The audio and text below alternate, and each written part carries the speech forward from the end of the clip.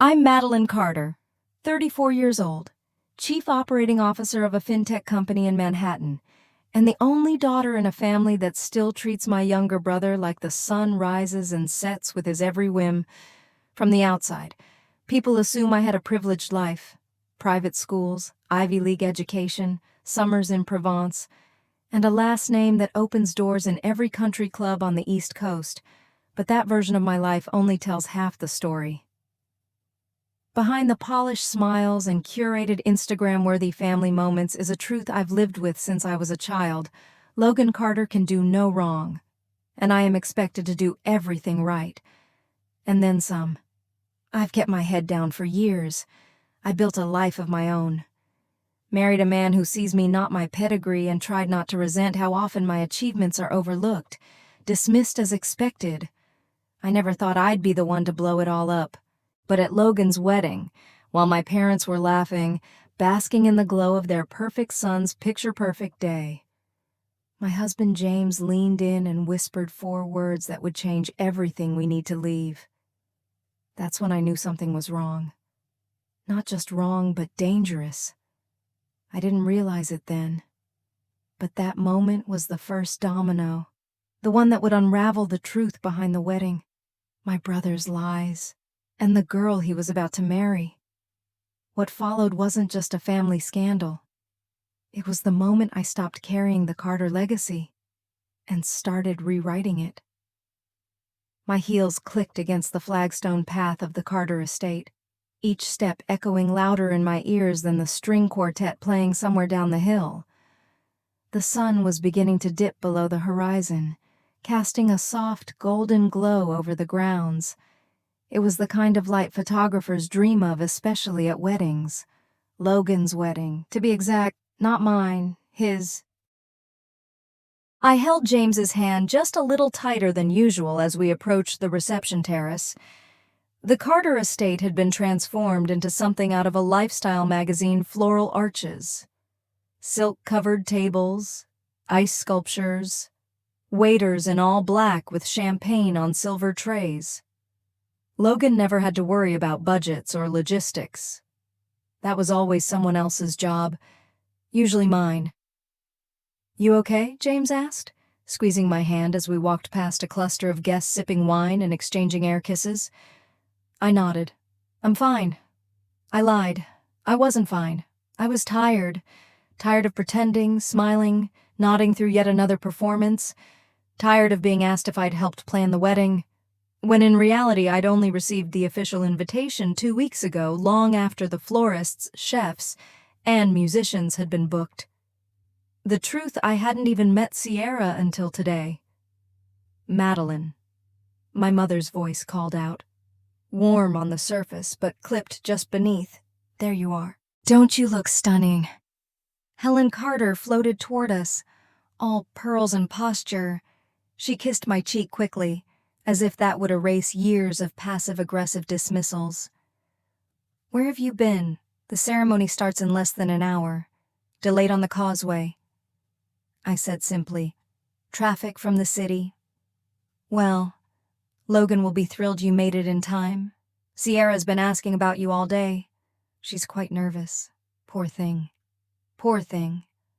"Right. She seems composed," I replied, scanning the terrace for a glimpse of the bride-to-be. "She's a natural," my mother said with a proud smile that should have been reserved for a daughter but never was. We were ushered into the garden ceremony area soon after, where rows of white chairs lined the aisle, and a quartet began playing a light version of Clair de Lune. Guests were arriving in designer gowns, shaking hands with politicians and hedge fund managers, and admiring the imported orchids lining the walkway. The wedding was less about love and more about branding another Carter event executed to perfection. James leaned toward me as we took our seats near the front. "You know we're sitting in the second row?" "Right." I blinked. "What, your parents moved Logan's old college roommate to the first row? We're right behind them." "Of course." I should have known. A white-gloved waiter brought us champagne. I took a glass and sipped it slowly, watching Logan standing under the flower arch, checking his watch. That was when Sierra appeared, gliding down the steps of the estate in a sleek satin gown, camera ready and radiant. Everyone gasped. She was beautiful. Yes, but what struck me was how poised she was. Too poised, like someone used to being watched. Her eyes met mine briefly before she turned to Logan. It wasn't the look of a bride in love. It was something else, something measured. I'd seen that look in corporate boardrooms. It was the look of someone closing a deal. The ceremony was quick and heavily scripted. Family legacy, unbreakable bond, trust and tradition, words my father had likely helped the officiant write.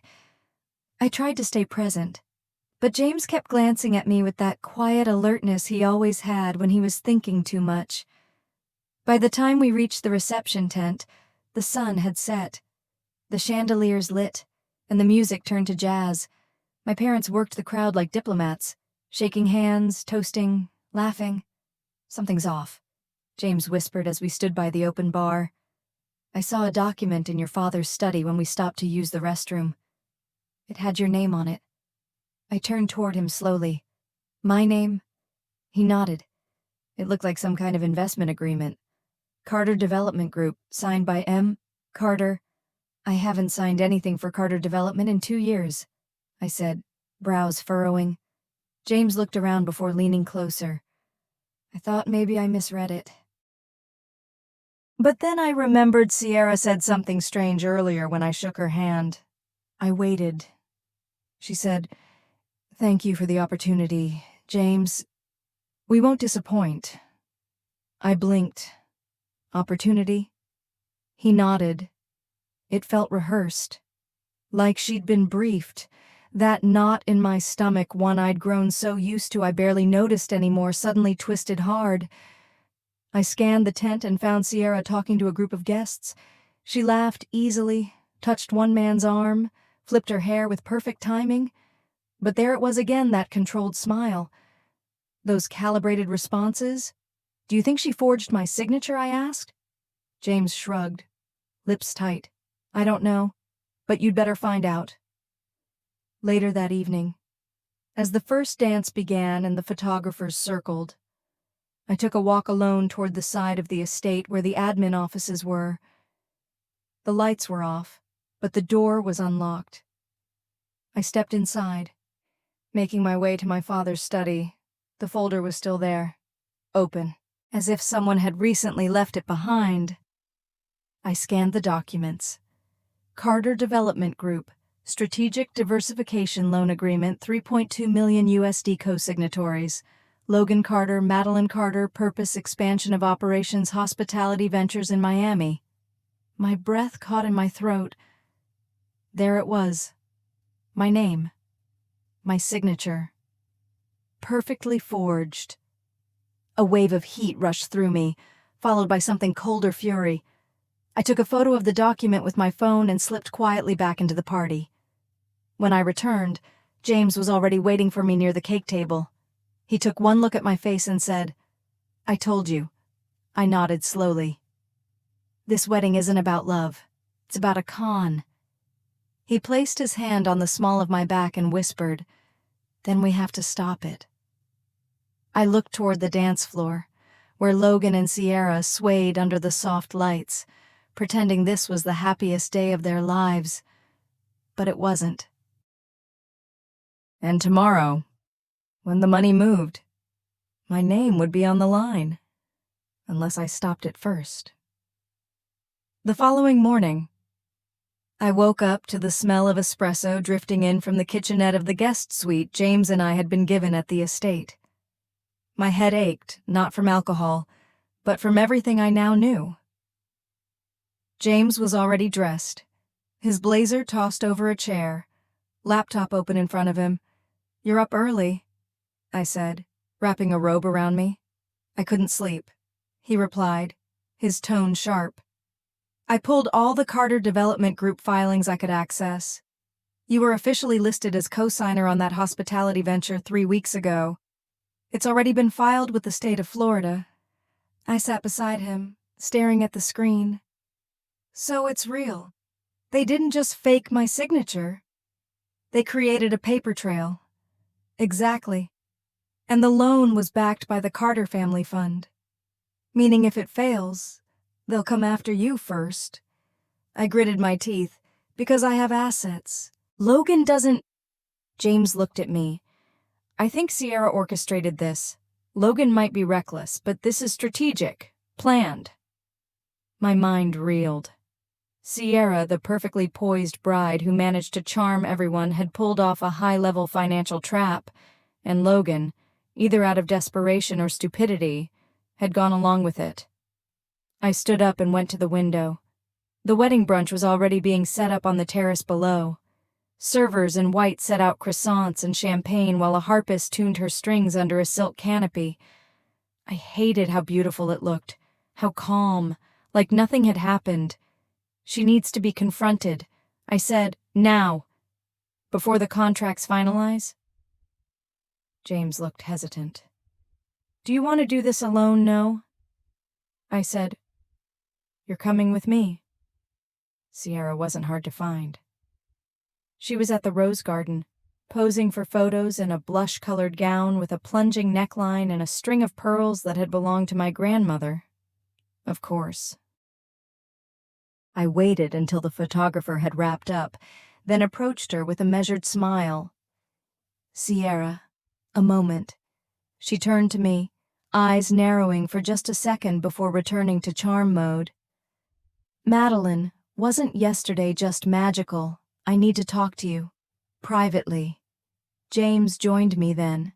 His calm, collected presence, suddenly very legal. Sierra's eyes flicked between us. Of course, she said sweetly. Shall we go inside? We led her to the sitting room in the east wing, a quiet, rarely used space with bookshelves and tufted furniture. She sat on the edge of a love seat, crossing her legs gracefully. I didn't sit. I found the documents. I said, the ones with my forged signature. Sierra didn't blink. I'm sure I don't know what you mean. James pulled up the photo on his phone. This is a felony.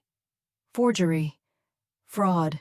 If we take this to court, Sierra waved a hand delicately. Let's not be dramatic. Her voice had changed. Colder, controlled. You don't deny it, I said. No. Why should I? You wouldn't believe the things I've seen people like you sweep under the rug. I'm not like my family. You're exactly like them, Madeline. The difference is you know how the game works, but you still pretend to be above it. I stared at her. What do you want? Sierra leaned back. Logan was drowning, and your parents were content to watch him sink. I gave him a lifeline, a chance. This deal? It was the only way.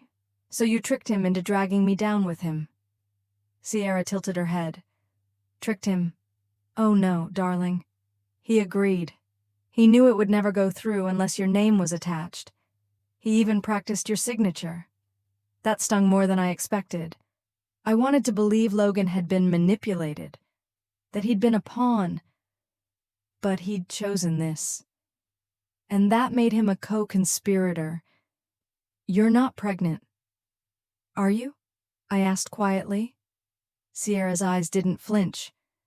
Would it matter if I were no? I said, because none of this is about love. It's about leverage.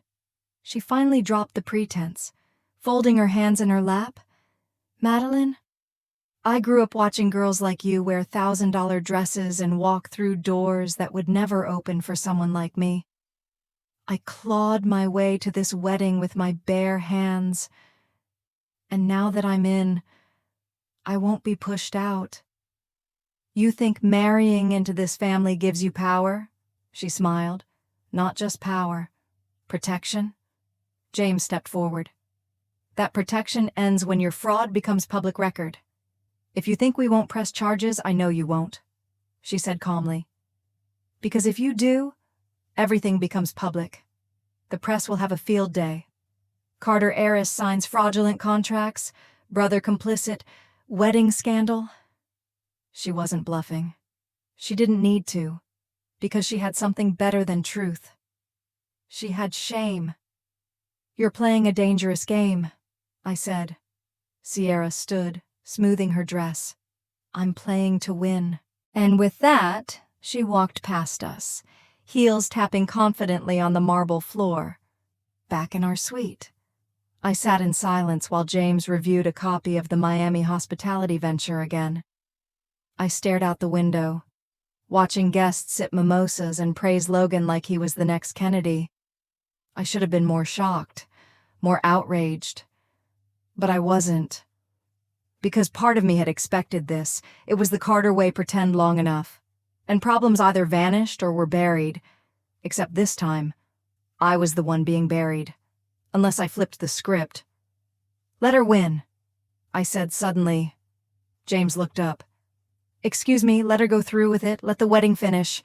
Let the press eat up the fairy tale." "You want to give her what she wants?" I turned toward him, fire in my chest. "No.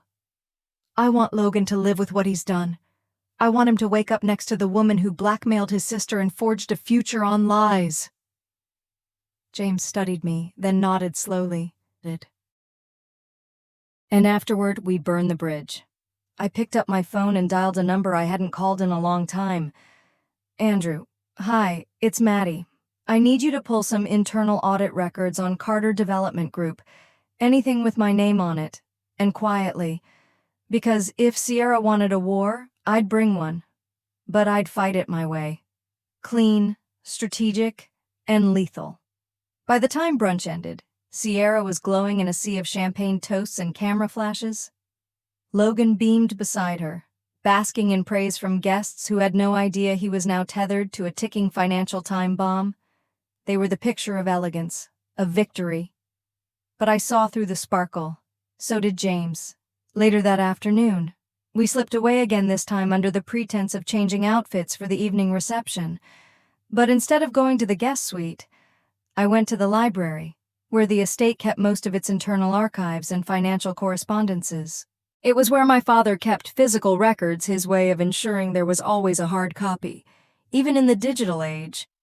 James posted himself at the door while I combed through the locked cabinets using the spare key I'd stolen years ago. Back when I still thought I'd one day take over the family business.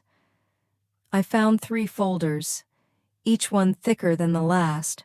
One marked Miami JV, primary agreement. One labeled Trust Attachments, MC, and one that stopped my breath, Guarantor, M, Carter Inheritance Modified. I flipped through the last file and felt my stomach drop. My parents hadn't just co-signed the Miami project using my name, they had temporarily shifted part of my trust fund into a collateral vehicle to secure Logan's investment, without my knowledge. Without my signature, and according to the legal phrasing, I wouldn't be able to reverse it for another 180 days. They'd planned this. They used me again not just to protect Logan, but to protect the Carter name. "What's in it?" James asked when I emerged from the library 15 minutes later. Files clutched in my arms like a bomb. "Proof," I said. "They modified my trust. Without consent." He exhaled sharply. "We can sue. All of them. Eventually." I said, "But not now.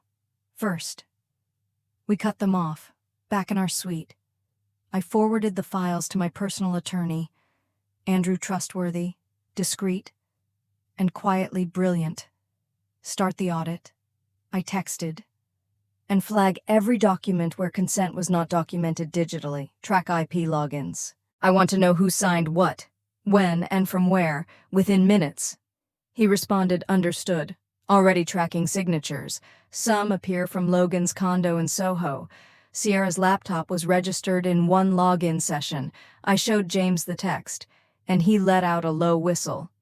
"She's sloppier than she pretends. Arrogance always is." I said, "I spent the next 2 hours sending quiet signals to my personal finance manager, freezing the redistribution of any funds from my trust account, flagging the Miami venture for fraud inquiry, and revoking Logan's access to the Carter shared fund, a clause I'd pushed for years ago that gave me veto power, assuming all siblings were equal beneficiaries." Logan had forgotten that part. Or maybe he never read it. By evening, The estate had been transformed again, this time into a glowing white and gold ballroom, with a massive chandelier imported from Venice hanging above the center floor. Guests filtered in for the final dinner and toasts. The last hurrah of a 4-day spectacle designed to broadcast legacy and wealth. I wore a black velvet dress with a plunging back and diamond earrings James had given me on our 2nd anniversary. I didn't feel like a daughter tonight. I felt like a witness. Sierra and Logan were announced again, this time as husband and wife. My parents raised glasses. Applause followed. My mother's eyes sparkled with pride, my father's with control. Neither of them knew what was coming. I stayed composed through the toasts, the dancing, even the candlelit dinner under the stars. I played the game because I needed to, for now. But I kept one eye on Sierra, and she knew it. At one point, our eyes met across the room, and for a flicker of a second, she faltered. Just slightly. But it was enough. She knew I wasn't bluffing. After dessert, I stepped away to take a call from Andrew. Got the final report. He said, "They used a remote IP session registered to a laptop under Sierra Blake's name. Forged your digital authorization using outdated signature templates from your Yale Trust paperwork. It's crude, but believable to the untrained eye. Can we prove it?" "Yes, especially with the metadata. But once we file this, it's public. News outlets will pick it up within hours." "I'm not filing yet." I said, "I need Logan to see it first." "Why?" "Because I want him to know who really saved him from himself." Andrew paused, then nodded. "I'll keep the paperwork sealed. For now." That night, James and I left the party early under the pretense of exhaustion. In truth, we were preparing the final phase of the plan. I sent Logan a message. "Meet me tomorrow at 9 a.m. in the garden office. No excuses." His response came quickly. "Why can't it wait?" "No." The next morning, the garden was quiet. Dew clung to the rose petals, and the white chairs from the ceremony were still stacked nearby. Logan arrived 10 minutes late. Sunglasses on, still hungover. "What's this about?" he asked, voice raspy. I handed him a folder, the same one from the library, the one with his signature beside mine, the one with the forgery. He flipped through it lazily at first, then slower. His expression changed. "What the hell is this?" "You tell me," I said. "This isn't my handwriting," he muttered. But I saw the lie forming behind his eyes. "You signed it with Sierra watching, didn't you?" He didn't answer. "I froze the fund transfers, revoked your access. That Miami property you were going to develop, you'll need a new investor." He dropped the folder onto the table. "You're overreacting. You involved my name, my money, and my legal liability. You let her use me as collateral." He sighed, rubbing his forehead. "She said it was temporary. Just a placeholder. Like I'm just a placeholder." I snapped, "Madeline, come on. You've always had control of everything. This was my chance to what, prove you could scam your way to power instead of earning it." He looked wounded. "I didn't mean no. You never do. That's your problem." He sat back, stunned into silence. I stood, placing both hands on the table. "You married a woman who used me, forged me, and you let her. Now you get to live with that." He shook his head. "You won't tell Mom and Dad." I gave him a long, even look. "Not yet. But make no mistake, if you or Sierra cross me again, I won't hesitate." Then I walked away. For the first time in years, I didn't feel like the Carter family's fixer. I felt like its reckoning. When I returned to the house after confronting Logan, I half expected my mother to be waiting for me in the foyer, arms crossed, eyes sharp. But the mansion was quiet. Too quiet. The morning light streamed through the grand windows of the Carter estate like it always had, gilded, polished, deceptive. Everything in this house was designed to look serene, even when it wasn't. James was already packing. We were set to leave after brunch. I could hear the soft rustle of garment bags and the careful folding of tailored suits behind the door. But before we left, I had one last thing to do. I walked into my father's study unannounced. He was on the phone, of course probably finalizing a deal or reminding someone they owed him a favor. He looked up, surprised to see me. "Maddie, I'll call you back," he said into the phone, then clicked it off. "You didn't think I'd notice, did you?" I asked. He straightened in his chair, lips pressing into a line. "Notice what you used my trust. My name, my signature." There was a beat of silence. Then he leaned back, folding his hands. "It was necessary." "Necessary," I repeated, my voice rising. "To sacrifice your daughter's legal and financial security for your son's vanity project, I wouldn't call it vanity," he said calmly. "It's an investment. And you're protected. You always have been." "No, I've been obedient. That's different." He didn't respond. "You knew I would never agree to it." I said, "That's why you didn't ask. You let Logan and Sierra forge documents, and you signed off without blinking." My father stood. "Maddie, we've built something larger than any one person. You've benefited from that legacy your whole life. Sometimes, decisions have to be made for the good of the family. And sometimes," I said coldly, "the family has to be protected from itself." He stared at me, something in his gaze shifting, not anger, not regret, but a subtle realization that I wasn't afraid of him anymore. Then the door opened. "My mother. Is everything okay?" she asked sweetly. But her eyes flicked between us, wary. "No," I said. "Nothing's okay. Back in our suite." I zipped the final bag and turned to James. "We need to go." He nodded, pulling the suitcase off the bed. As we rolled our luggage through the hallway, I could hear faint laughter from the garden where brunch had already begun. Guests in pastel linen and floral dresses drank mimosas and toasted the happy couple. It was all so carefully orchestrated, like everything else in this family. We walked past the rose garden, and there she was, Sierra, laughing with one of my aunts, sunglasses perched perfectly on her head. When she spotted me, she offered a small, tight smile. I didn't return it, but I did stop, in front of everyone, and I said, loud enough for the nearest tables to hear, "Enjoy the brunch. You'll need the strength."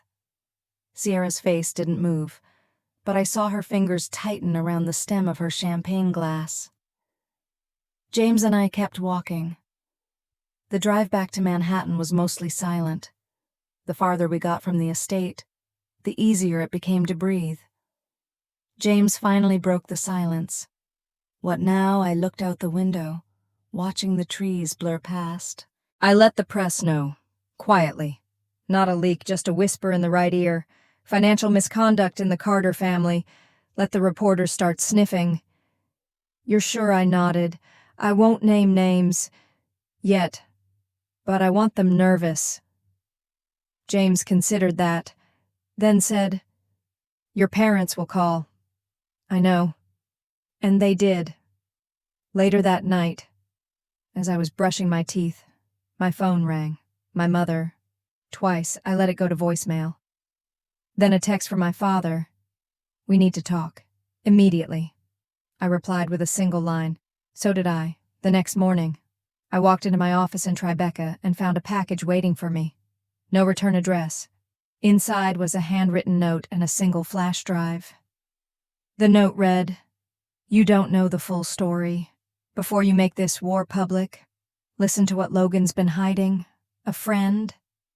James stood beside me, reading over my shoulder. "A friend," he repeated. "Think it's Sierra, maybe? Or someone else playing a deeper game?" We inserted the drive. There were 3 files. One was a voice memo, one was a scanned letter, and one was a video. The voice memo was Logan's, muffled. Probably a voicemail he never sent. I didn't mean for this to happen. She said she'd fix it, that it'd all be fine if I got Madeline to co-sign. I didn't think she'd actually go through with the fake paperwork. I thought Dad knew. I thought it was part of the plan. He sounded terrified and guilty. The letter was addressed to Sierra, from a creditor, demanding repayment of $600,000 from failed crypto investments made under Logan's name. She'd been cleaning up her own mess by tying herself to mine. The video, it was a surveillance clip. Sierra and my father, in the study. 3 weeks before the wedding, she won't sign off. My father said, "But we don't need her to. You get me the document, and I'll take care of the rest." Sierra smirked. "You sure she won't find out? She never asks. She trusts us." Sierra leaned in. "Then let's seal the deal." They shook hands. I paused the video. James let out a slow breath. "Well, that changes things." "No," I said. "That confirms everything."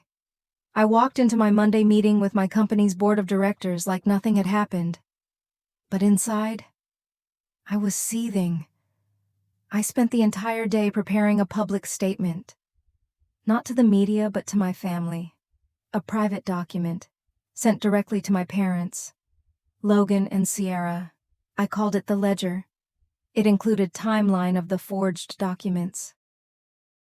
Audit trail from the trust fund manipulation, the Miami project details. The video footage, the letter from Sierra's debtors, and a single page at the end titled My Terms. They had 48 hours to remove my name from every family financial entity, to return full control of my trust, to terminate any venture tied to my identity, and to issue a signed statement that Logan and Sierra had acted independently without my consent. If not, the video would go public. Later that evening, I sat in my apartment overlooking the city skyline. My phone buzzed. A message from my father. "We'll comply. Just give us time to manage the fallout." A second one from Sierra. "You win. But don't pretend you're better than us." And a final one from Logan. "I'm sorry." I stared at his words for a long time. Then I deleted them. The Carter estate was unusually quiet when I arrived again, less like a legacy estate and more like a museum filled with echoes no one wanted to acknowledge. James didn't come with me this time. He offered, of course, but this wasn't a battle he needed to fight. This was between me, my family, and the woman who had nearly destroyed everything with a forged signature and a carefully curated smile. I had told my parents I wanted one final conversation before I issued the legal filings. I didn't say who the meeting was for, but they knew. Sierra was waiting for me in the conservatory. A high-ceilinged room with glass walls and towering palms that made it feel like a greenhouse for secrets. She was sitting by the fountain, wearing a pale cream blouse and white slacks, more like a magazine spread than a woman under siege. She didn't rise when I entered. "I assume this isn't a social call," she said, sipping from a crystal glass of water. I remained standing. "No. This is your last chance to explain why you did what you did before everything becomes irreversible." Sierra raised a brow. "You want me to beg for forgiveness?" "No," I said. "I want to understand why you thought you could get away with it." She smiled, slow and practiced. "Because I know people like you, Madeline. You're not brave. You're burdened. You'll carry your family's shame until your back breaks because that's what good daughters do." I didn't flinch, but her words hit harder than I'd anticipated. Maybe because there was truth in them. For most of my life, I'd defined myself by how well I could hold everything together, how perfectly I could bear the weight of a name I never chose. "You forged my signature," I said. "You manipulated my brother, exploited my parents' blind spots, and nearly cost me my professional credibility. You dragged me into a scam because you assumed I'd be too careful to fight back." "I didn't drag you," she replied. "Standing now, I used what your family gave me, leverage. And what did you plan to do once it collapsed? I asked. Run, disappear with the settlement. Marry someone else with a name worth monetizing. Sierra walked toward me slowly. Her expression calm, but her eyes edged with something sharper, grief or rage. I couldn't yet tell. You think this was just about money, she said, that I spent months pretending, smiling, lying, for a few $100,000. It wasn't just the money. I said it was control. She stopped just a few feet from me, her posture straight, her voice steady. It was survival. Those words hung in the air like a flare. Then she continued, You don't know what it's like to be a woman with no net. I didn't grow up with trust funds and Ivy League internships. I clawed my way into every room I was ever in. And when I met Logan, I didn't see a meal ticket. I saw a door that, if I was careful enough, I could walk through and never be locked out again. And when he betrayed you, I asked quietly. Her eyes flickered. I loved him. I gave him everything. And he used me over and over like I was disposable. Her voice cracked then, and just for a moment, the mask slipped. You weren't just seeking revenge, I realized aloud. You were trying to reclaim something. Sierra's gaze met mine, and for the first time, there was no manipulation in it, just exhaustion. I lost a child because of him, she said, barely above a whisper. I begged him to stay. He disappeared for 3 weeks. Then he showed up drunk, offering me a check and calling it closure. I said nothing. He told me. She went on. That no one would ever believe me, that your parents would always take his side, that you would never lift a finger for someone like me. I didn't know. I said, Now you do. We stood there in silence. 2 women raised in different worlds. One who had everything to lose, and one who had already lost too much. Finally, I said, I'm not here to hurt you. Sierra, I'm here to end this. She let out a bitter laugh. There is no ending this, Madeline. If this story comes out, I'll be blacklisted forever. No job, no apartment. I'll be the woman who scammed the Carters.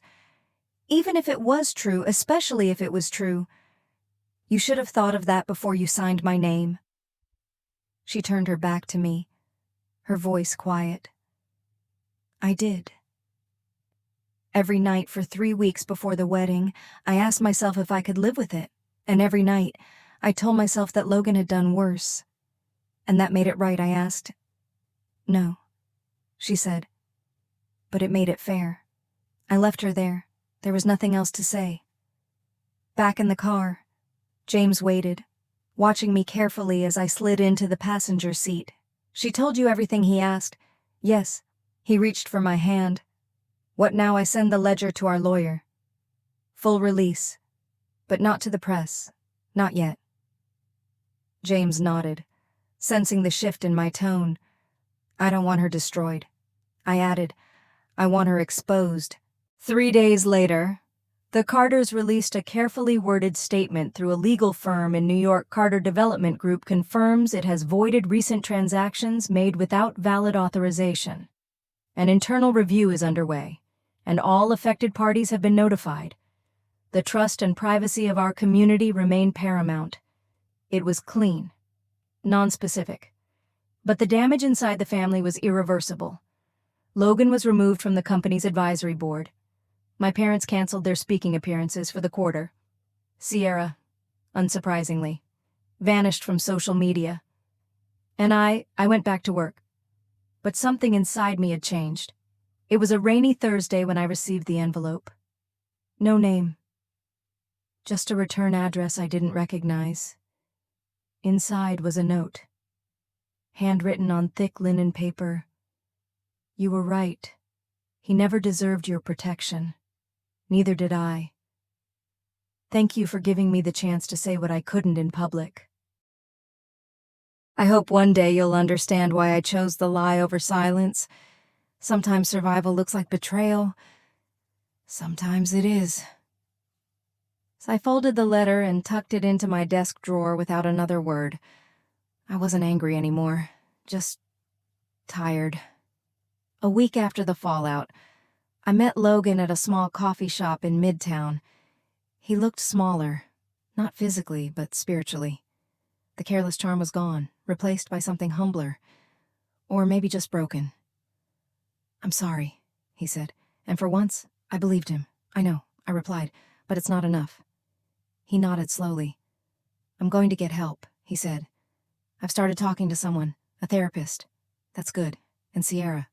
"She's gone," he said. "Left the apartment, left a note, no forwarding address." I didn't say anything. "She said you spared her." He added, "Why I stirred my coffee, because I knew what she did was wrong. But I also knew what we did to her before that wasn't right either." He looked at me with tears in his eyes.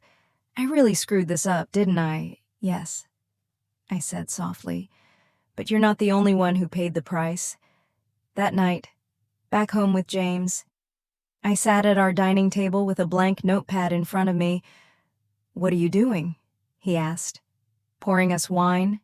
Starting something?" I said, "What kind of something?" I smiled faintly. "A foundation.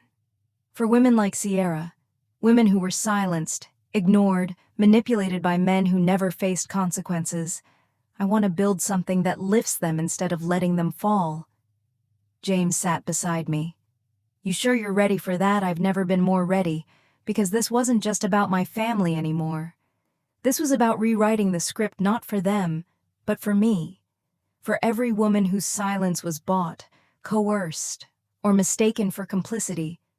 I'd always carried the Carter name like a burden. Now, I was going to use it as a weapon. And finally, it would be mine. It would be... 3 weeks after the scandal cracked quietly behind the Carter estate's iron gates, the world outside began to whisper. It started with subtle media murmurs, business blogs, and social media accounts that specialized in quiet leaks. They never used my name directly. They didn't have to. Everyone in our circle knew exactly who the eldest Carter was. Anonymous source confirms forged co-signature in Miami development scandal involving elite family trust. Top-tier family quietly restructures leadership amid allegations of unauthorized investments. Woman executive implicated without consent, insider claims family betrayal. I didn't respond. Not publicly. Not yet. I watched the headlines roll in from the privacy of my apartment, curled into the same velvet armchair I'd sat in during every major career decision. But this wasn't about career anymore. It was about reclamation. By the end of the month, I formally filed the paperwork to launch the Slate Foundation, a nonprofit built to support women navigating financial coercion, manipulation, and reputational silencing. We weren't going to be just another advocacy group. We were going to be a sanctuary for whistleblowers, for single mothers entangled in deceitful partnerships, for professionals whose names were used, abused, or erased to protect someone else's power. I wanted to create what Sierra never had, what I never had, either. When the foundation went live, I made a quiet post on LinkedIn, not splashy, not angry, just a picture of me in a gray blazer, standing in front of the office lease we'd just signed, with the caption, "The strongest voices often come from those who were once silenced. Slate is for them." The response was immediate. Thousands of likes. Hundreds of private messages, some from women I knew, many from those I didn't. One from a CFO in Chicago, read, "Thank you. You just gave me permission to admit I wasn't complicit, I was cornered." Another from a graduate student in DC, "I thought I was alone. You reminded me I'm not, for the first time in months." I felt something inside me shift, not vengeance, not pride, but purpose. The press came soon after. Vanity Fair wanted an interview. So did Forbes. Even a daytime talk show reached out, asking me to sit down and share the untold story of legacy, betrayal, and rising above it. I said no. I wasn't ready to become a headline again. Not because I was afraid, but because I finally had something more valuable than attention. Autonomy. Still, I knew I couldn't stay silent forever. So I accepted one interview request from a local journalist named Nina Patel, a columnist I respected. Known not for sensationalism, but for humanizing complexity. We met at a small cafe near my office. No cameras, just a voice recorder, a notepad, and 2 cappuccinos. She asked, gently, why now I answered honestly, because I stopped confusing silence with dignity. For a long time, I thought staying quiet made me strong, that surviving meant preserving peace. But peace built on secrets isn't peace at all. She nodded slowly. What do you want people to take away from this? I paused, choosing my words. That no name, no matter how big, how powerful, how old, is worth more than your integrity. Family legacies can be rebuilt, but self-respect, that has to be protected at all costs. Nina's article came out the following Sunday under the headline, "The Fixer Steps Forward, How Madeline Carter Turned a Scandal into Sanctuary." It didn't blow up like a tabloid bombshell. It resonated like a quiet echo. And that was exactly what I wanted. A week later, I was asked to speak at a private Women in Finance summit hosted at NYU. I almost declined. I wasn't sure I was ready to stand on a stage and be seen without the armor of neutrality. But James encouraged me, and they need to see you. He said, not the daughter, not the victim. You. So I did. I walked on stage in a navy dress and low heels, holding nothing but a single page of notes. I used to believe. I began that if I stayed composed, professional, and loyal, I could outrun the worst parts of my family's legacy. There was a long silence as I looked out over the audience, dozens of women in sharp blazers, some with pens poised, others just watching me breathe. I was wrong. Loyalty without boundaries isn't love. It's silence. And silence, when weaponized by those who fear the truth, becomes complicity. I talked about what it meant to be the safe one, the good daughter, the reliable name. I spoke of trust misused, of manipulation wrapped in velvet, of what it takes to say no more. And when I finished, the room stood, not because I was eloquent, but because I was honest. And because so many of them had lived pieces of my story in their own lives. After the talk, as I gathered my notes, a woman in her 50s approached me, eyes shining. "You don't know me," she said, "but I knew your grandmother. She would have been proud of you. Not because you're successful, but because you stopped protecting the wrong people." I don't remember what I said in return. I just remember the way it felt. Like being seen not as an accessory to a family legacy, but as the author of my own, back at home. James poured us 2 glasses of wine as we sat on the couch, unwinding from the long week. "You didn't answer the call from your father." He said, "No," I replied, swirling the wine slowly. "He left a message."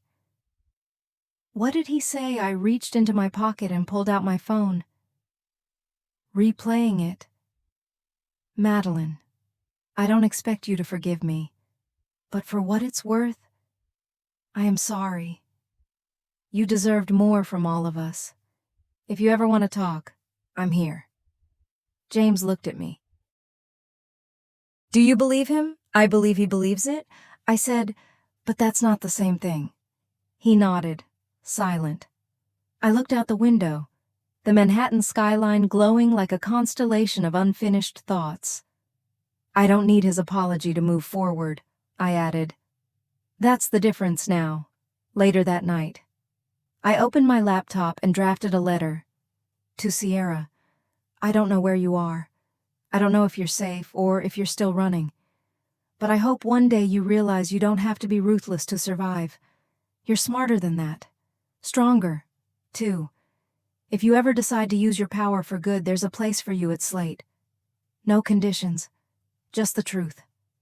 I didn't send it. Not yet. But I saved it. Because even when someone breaks you, it doesn't mean you have to break them in return. The letter from my mother came in the form of an embossed envelope, sealed with the Carter crest. No text message, no voicemail, no assistant arranging a formal meeting. Just old-fashioned paper, gold-trimmed. Heavy in the hand, heavier in meaning.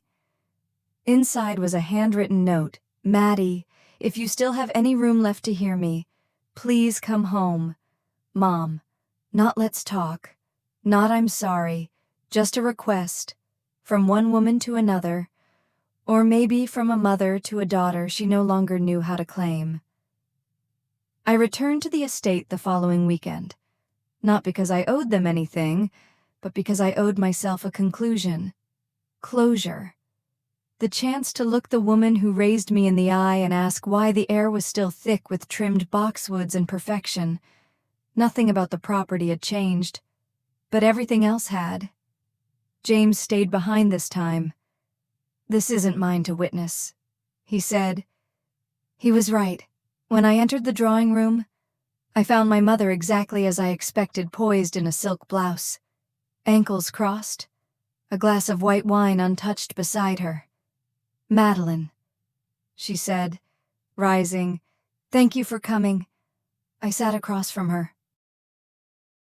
There was a kind of silence between us that belonged only to women who've lived through damage they couldn't name in public. I read your public statement, she began. It was composed, truthful. I corrected. Yes, that too. She looked down for a moment, fingers clasped tightly, knuckles white. I suppose you want answers. I don't want rehearsed justifications. I said, I want to know who you became while I was pretending to be your perfect daughter. My mother's lips tightened. I did what I had to.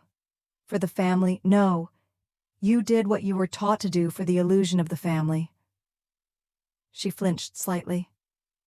You protected Logan, I said. Even when you knew he was reckless, even when he was harming other people, you told yourself he'd grow out of it, that he was just lost. But you watched me shoulder his consequences like it was tradition. Her voice was soft. You were always the strong one. That wasn't strength. It was survival. She looked up then, and for the first time in years, I saw her eyes without the armor, tired, human. I didn't know how to protect both of you, she said. So I chose the one who needed it louder. But I needed it longer, I said, and you weren't there. A long silence passed between us. Both of us swimming in words we didn't say when it would have mattered most. I used to think, I continued, that love from you was a prize I hadn't yet earned. That if I kept succeeding, kept behaving, one day I'd be enough for you to choose me. Finally. My mother closed her eyes briefly. I don't need that anymore, I said, but I need you to know you broke something. Her hands trembled as she reached for the wine, but didn't drink. Do you remember when I was 12? She said quietly. And you got that scholarship invitation for the summer law camp? I nodded. Yes. I wasn't allowed to go because Logan had a sailing competition the same week. You said the family couldn't be in two places at once. I lied, she said. Your father just didn't think it mattered. He said girls don't need law training.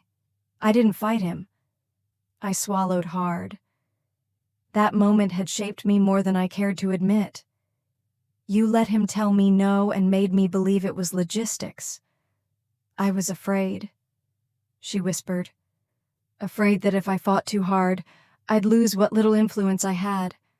I chose quiet battles. I thought I was playing the long game, but it was cowardice. Maddie, I see that now. It was the first time she'd ever spoken of herself in such terms. I didn't need you to be loud, I said. I just needed you to be on my side. She nodded slowly. You were right about Sierra, about Logan, about all of it. That's not the point, I know. She looked at me again, eyes welling now. How do I fix it? You don't, I said gently. You live with it. And next time you're asked to choose between comfort and conscience, you choose better. Tears escaped then. Not dramatic, not performative, just grief. The quiet kind that arrives when you finally name the wrongs you let live too long. We didn't hug, we didn't exchange promises, but we sat there for almost an hour. Two women unraveling generations of silence with nothing more than truth and a little breath between the words. I left the estate that afternoon not feeling triumphant, but clean, lighter. James met me at the door when I returned home. How'd it go, I thought for a moment, then said, "She didn't ask me to come back. She asked me to listen. That's a start." He pulled me into his arms, and I let myself lean for once, not because I was tired, but because I didn't need to hold it all alone anymore. Later that evening, I sat by the window of our apartment, the skyline glittering like a constellation of stories. I opened my laptop and opened a draft labeled "A Legacy Rewritten." I began writing the keynote I'd been asked to give at an upcoming national ethics conference for women in business. And this time, I didn't hesitate. The opening line read, "I was born into power I never asked for. Built my life on values no one taught me, and walked away from a name the world respects but I no longer need." I kept writing, word after word, sentence after sentence, threading together what I had lived, what I had learned, and what I wanted to pass on to the women still stuck in rooms they weren't allowed to leave. My story had started at a wedding I didn't belong in, beside people who thought silence was strength and obedience was love. But I had found my voice not through shouting, but through truth, through boundaries, through rebuilding what they broke without letting it harden me. This wasn't just about justice anymore.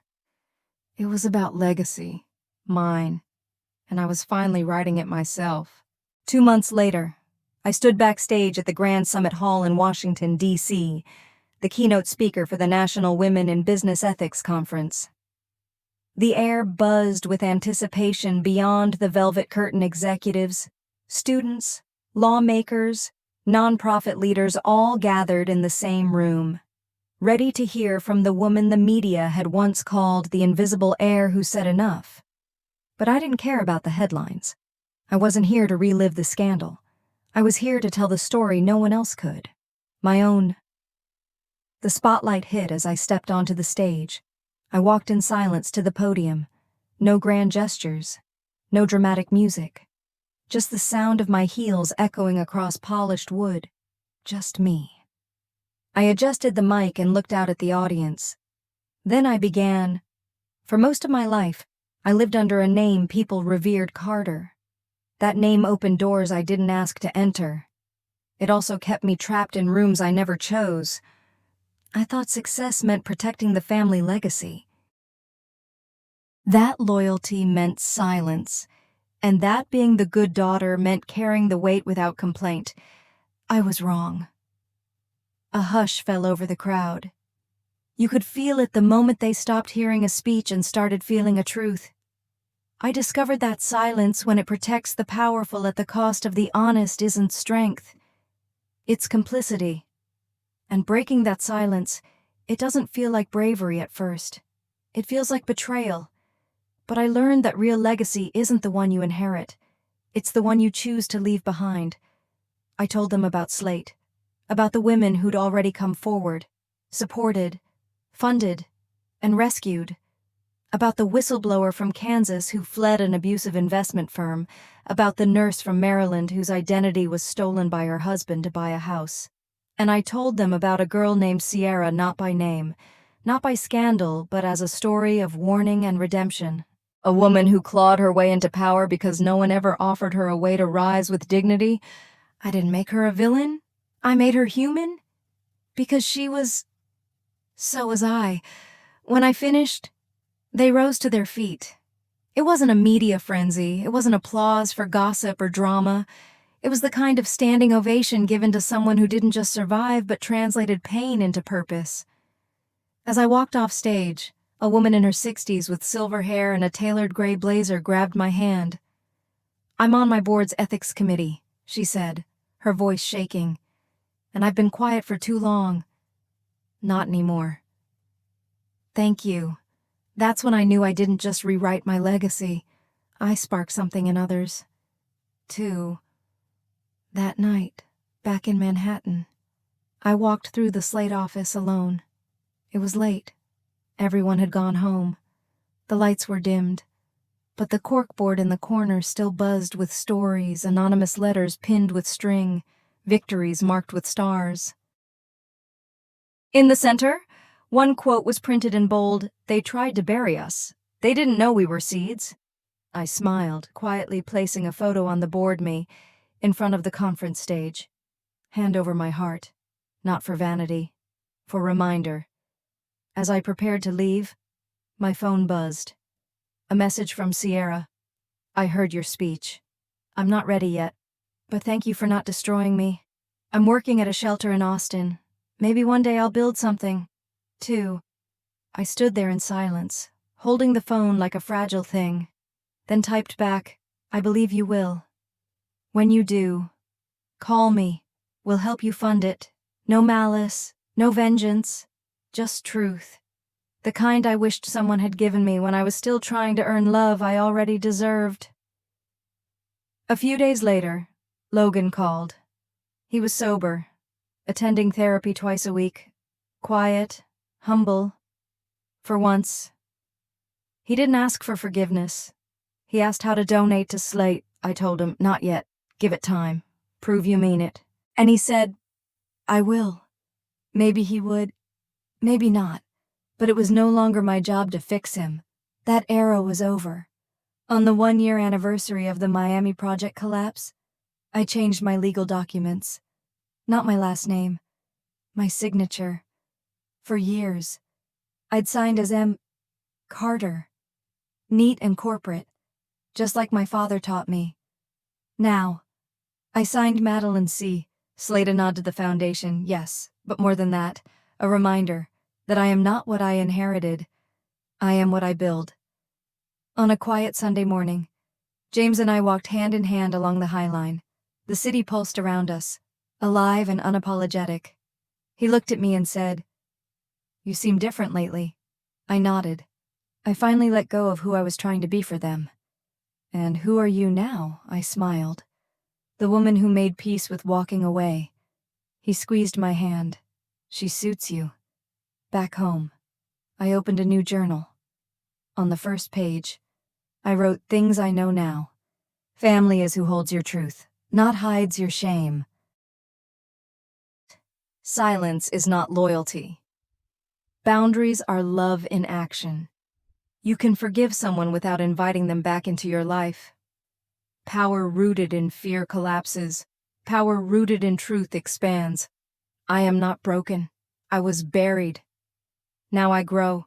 I closed the journal and breathed. For the first time in my life, I wasn't living for the Carter legacy. I was living for mine. One story at a time, one woman at a time. And I was just getting started.